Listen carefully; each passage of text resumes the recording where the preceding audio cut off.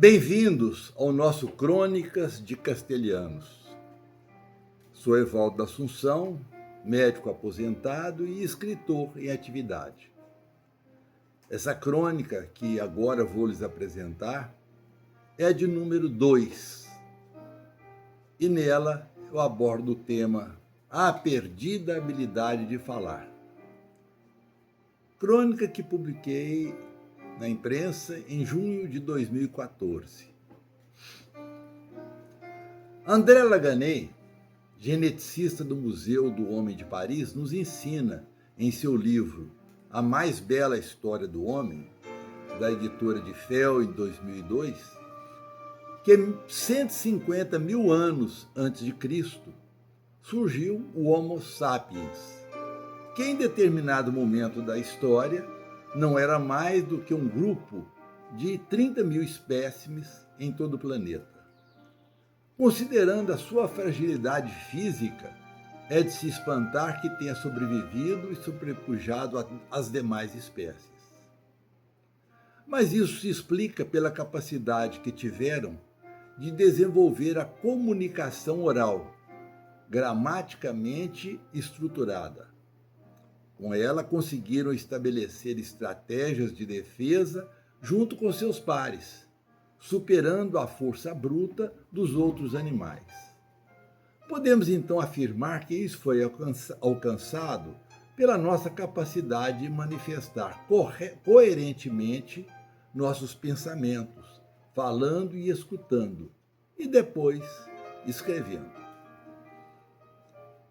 Diversos estudos sugerem que no início só existia um idioma, enquanto hoje são mais de 5 mil.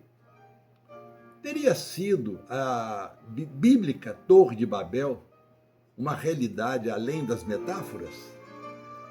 Fato é que o surgimento de tantos idiomas nos retirou a coesão fundamental para a sobrevivência. E a nossa história comprova isso, através das muitas guerras que foram eclodindo, a grande maioria fruto da falta de entendimento, de comunicação entre os líderes dos diversos povos. Afinal, quem fala mal, comunica-se pior ainda. E a má comunicação é a fonte inesgotável de desentendimentos e brigas. O educador canadense Marshall McLuhan, falecido em 1980, previu o surgimento do que ele chamou aldeia global, imaginando o desenvolvimento e a ampliação dos diferentes meios de comunicação.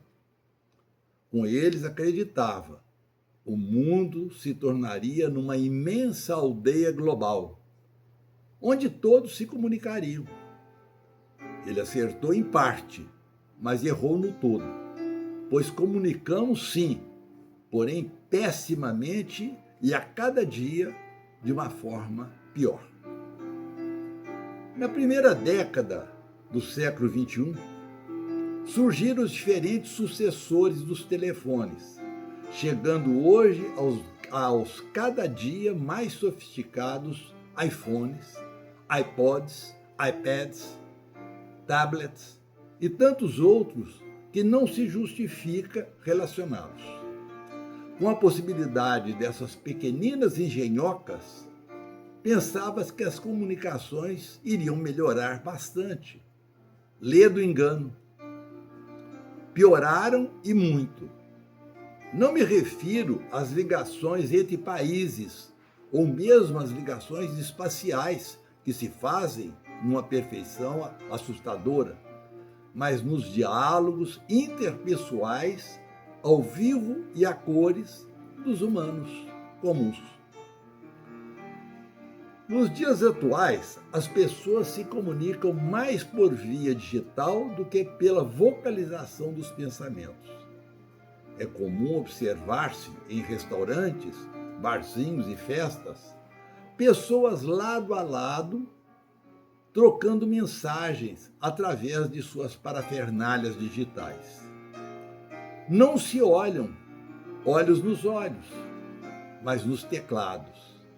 Com isso, não percebem as feições do interlocutor e sua mímica facial, que é bem mais expressiva do que os sons vocais.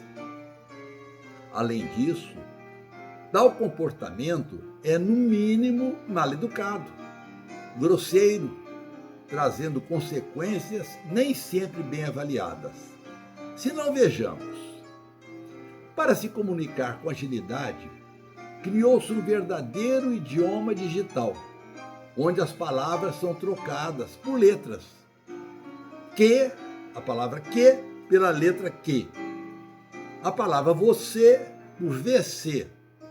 E o pior, risos, RSSSS, quanto mais S, mais risos aquela pessoa está expressando. Ou coisa mais irritante, principalmente quando vem o kkkk. Meu Deus, a letra kkkk repetida, ela reproduz digamos, a alegria ou a graça que a pessoa implantou naquilo.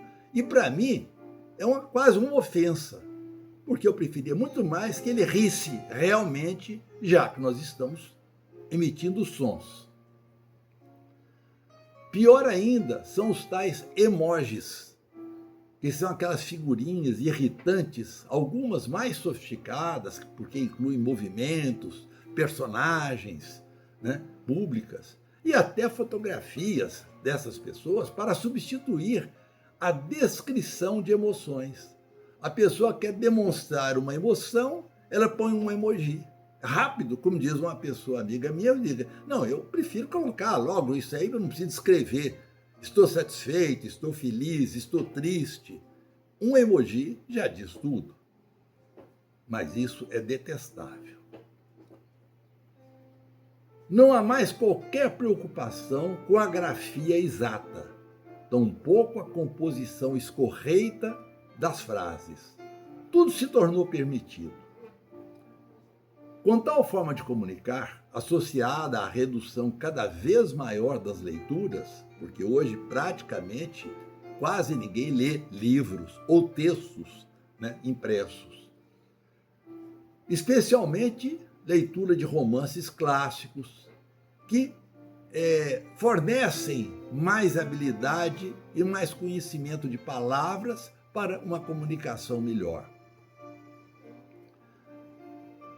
Hoje, prefere-se a produção de livros clássicos simplificados. Faça um resumozinho que cabe bem num programa tipo WhatsApp, a pessoa lê, entre aspas, e fala que já leu o livro, mas não aprendeu nada do idioma em que ele estava. Isso usa-se muito para facilitar o estudo desses textos para se fazer o Enem. Por isso, o Enem não representa conhecimento, representa apenas um jogo de técnicas. E falando em Enem, eu costumo dizer, nem! Desculpa o trocadilho. Os jovens são os mais contaminados por essa epidemia afônica e quase não possuem clareza na expressão de suas ideias. Desconhecem a concordância de gênero e número, engolem sílabas, omitem formas plurais e cometem muitos outros erros pela falta de agilidade na assimilação dos textos que estão lendo. Chamados a escrever, o fazem de forma incoerente, com grafia errada das palavras, erros de concordância e outras incontáveis falhas. Estamos, pois, perdendo a habilidade de falar, e com ela virá certamente a perda de interação, de cooperação, de empatia e de resolução de problemas de relacionamento. Condições que nos permitiram sobreviver lá atrás, entre os animais selvagens e até dominá-los. Naquele tempo, eram esses animais que não sabiam falar. Hoje, somos nós, os selvagens, que não sabemos mais falar. Apocalipse à vista. Apocalipse à vista. Um bom dia, ou uma boa tarde, ou uma boa noite, dependendo do momento em que você está vendo esse vídeo, para todos. E até a próxima crônica daqui uma semana.